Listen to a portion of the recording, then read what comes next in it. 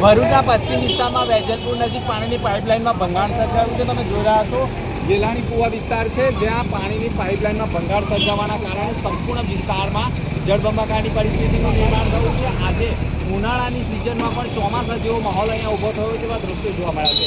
સંપૂર્ણ મોટા પ્રમાણમાં પાણીનો પ્રવાહ સ્લમ વિસ્તાર અને આજુબાજુની સોસાયટી વિસ્તારમાં પડી રહ્યો છે, જેના કારણે પાણીનો પ્રવાહ ઘર આંગણે અને ઘર સુધી પહોંચી ગયો હોવાના કારણે લોકોને હાલાકી પડતી હોવાના આક્ષેપો થયા છે। ખાસ કરીને વાત કરીએ તો સ્લમ વિસ્તારમાં પાણીનો ભરાવો સર્જાયો હોય તેવા દ્રશ્યો મળ્યા છે।